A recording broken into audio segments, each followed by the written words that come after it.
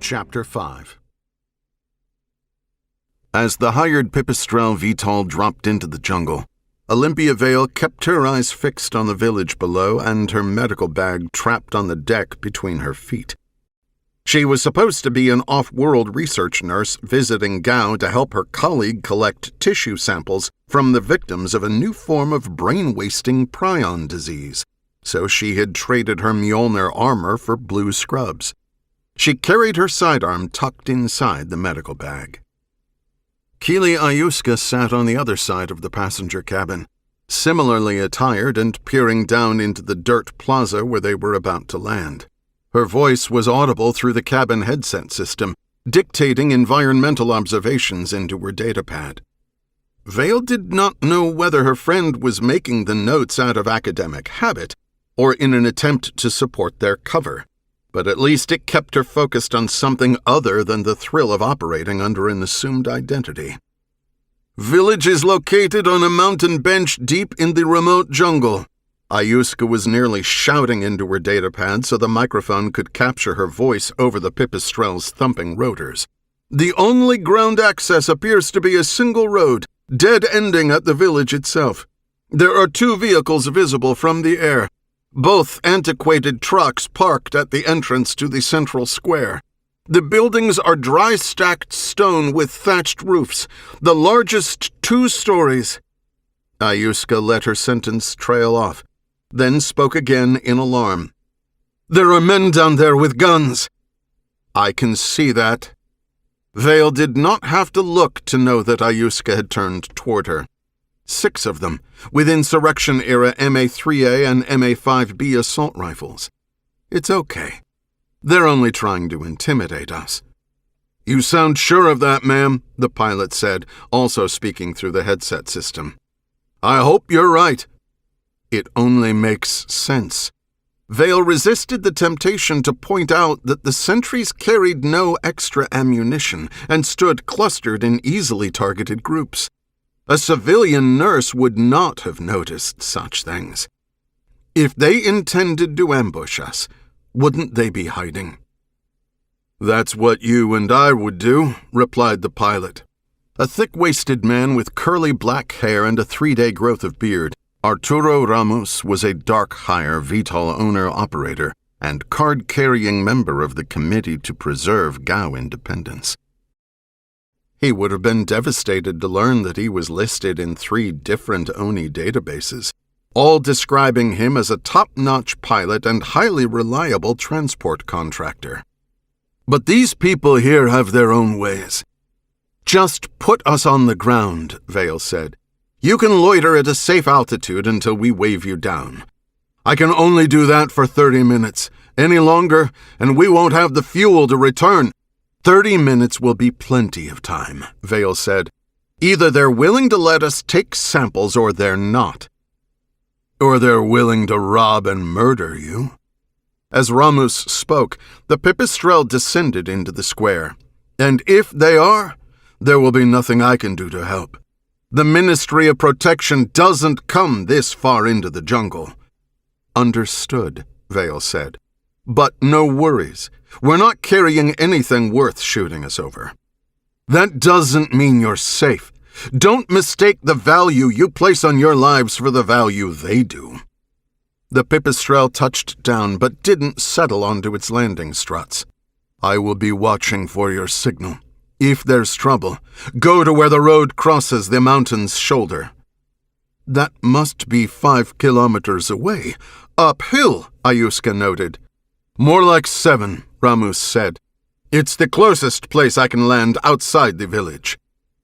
"It won't come to that." Vale unbuckled her crash harness and reached for the side door latch handle. "But it's always good to have a backup plan." Vale slid the door open, shouldered her medical bag, and dropped onto the ground. The square was barely large enough for the Pipistrelle, no more than 15 meters across, and the sentries were up against the houses, ducking their heads and shielding their eyes from the blowing dirt. Vale squeezed her own eyes into slits and turned toward a stocky man standing in front of the largest building. Dressed a little better than the other sentries, in military boots and clean utilities, He had chin-length blonde hair tucked behind his ears and a red, weathered face with deep lines at the corners of his mouth. He looked to be in his mid-40s, old enough to be a potential candidate for the consultant Ayuska wanted to hire. Before asking her superiors to send an expedition to the outer edge of the colonized galaxy, Vale had spent a day reviewing everything she could find about Netherop and quickly recognized the wisdom of Ayuska's suggestion.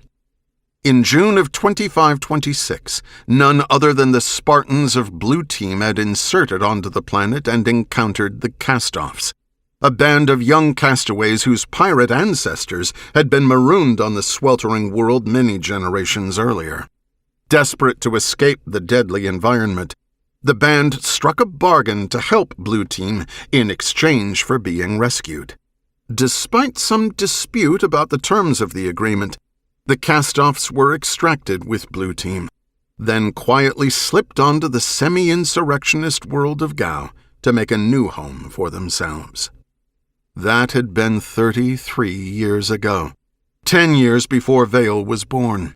The Castoffs had been between 7 and 20 years old at the time, and they had used their resettlement funds to purchase a small patch of jungle and establish the village where Vale and Ayuska had just landed. So it seemed fairly likely that the stocky man whom Vale was now striding toward had actually been born on Netherop. By the time the Pipistrelle ascended and the rotor wash subsided, she was standing face to face with him. Taking such an assertive posture would open a crack in her cover, but it would not be unusual for a traveling medical team to have a security specialist. And with 6 armed men clearly trying to intimidate them, security came first. "Is that an MA-3A assault rifle?" As Vale spoke, she smiled and casually reached toward the barrel so she could prevent him from swinging the muzzle in her direction. "I've never actually seen one in the field. May I?"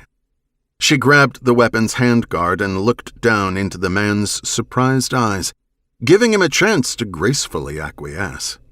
He was a head and a half shorter than Vale, at least 20 kilograms lighter, and neither strong enough nor skilled enough to keep her from simply taking the weapon.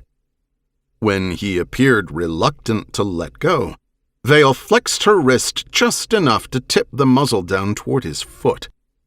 "I'm asking nicely, but we both know you won't be pointing this thing anywhere I don't want you to. Let's keep this polite." "You call this polite?" "Well, it isn't rude. You want to see rude?" The man sighed. "I don't think so." He released the weapon, then glanced to his right and gave a quick shake of his head, signaling the other sentries to stand down. "Go ahead. Have a look."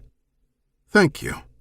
Vale took the rifle, then pointed the barrel at the ground, ejected the magazine, and cleared the chamber. "I've heard that these things are impossible to ruin." She pulled the rear takedown pin, removed the charging handle and bolt carrier, then separated the upper and lower receivers and made a show of inspecting the interior.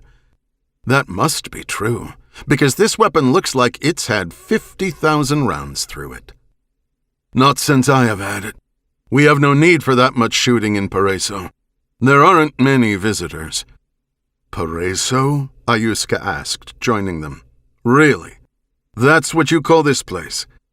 "It is a paradise to us." The man switched his gaze to Ayuska. "What do you want here, and who are you?" "We're looking for a woman named Rosa Fuertes," Vale said, not allowing Ayuska to respond. They were coming to an inflection point where they would either need to reveal their true identities or attempt to recruit their consultant under false pretenses, and Vale wanted to keep their options open until she had a read on which strategy was more likely to succeed. "We understand she has the new prion disease emerging in this part of the jungle." "How do you know about that?"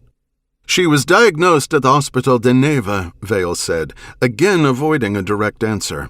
The residents of Paraiso were probably well aware that Oni had been keeping close tabs on them for the last 33 years, but nothing would be gained by showing her hand just yet. We'd like to speak with her." "You're doing a lot of talking, not much answering." "There are some things we can only discuss with the patient," Vale said. "Whether you join us will be her choice. And whether you see her will be mine. So far I say no." "Why is that?" The man fixed his gaze on the half-disassembled assault rifle in Vale's hand. "Because you don't seem like a real traveling nurse." "I hear that a lot. I was a medic in the service." "Which branch? Oni?" Vale stared at him and did not reply. The safest thing for the mission would be to recruit the consultant Ayuska wanted without breaking their cover as medical researchers. But the man's suspicious attitude had clearly brought the feasibility of that tactic into doubt. The man exhaled loudly. "I thought so. What do you want?" "Let's talk inside." Vale reassembled the empty assault rifle and pressed it against his chest. But before she could push him through the door behind him, a shutter banged open above their heads. Vale looked up to see the weathered-lined face of a woman in her mid-50s peering down. She had a square jaw, broad cheeks, and eyes so sunken it was difficult to see her pale green irises. That wasn't the deal. The woman was the right age to be Rosa Fuertes, who had called herself simply Roselle when she helped lead the cast-offs on Netherup.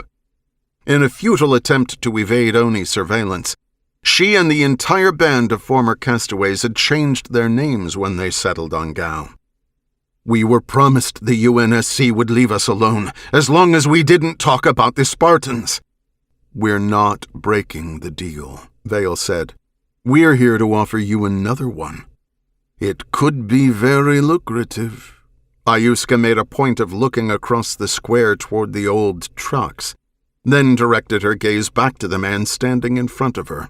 "Lucrative enough to buy new trucks." The man's eyes lit, but he managed to avoid glancing toward the trucks. "Not interested.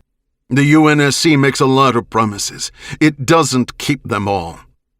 "But I'm not the UNSC." Ayuska swung her medical bag off her shoulder and began to open the top. "I'm independent." Vale saw the man lick his lips and knew Ayuska had sent the hook. Vale put her free hand on top of the bag. "Wait." But the man's gaze was already locked on the knapsack. "You have the money in there?" "Let's talk about that inside," Vale said. She pushed the man into the plank door behind him until it snapped its latch and swung open. He gave a shrill whistle as he stumbled backward, and boots began to thump across the dirt square toward them. Then Vale and the man were inside a large room with wooden tables and a ceiling so low she had to hunch over to keep from hitting her head on the beams supporting the floor above.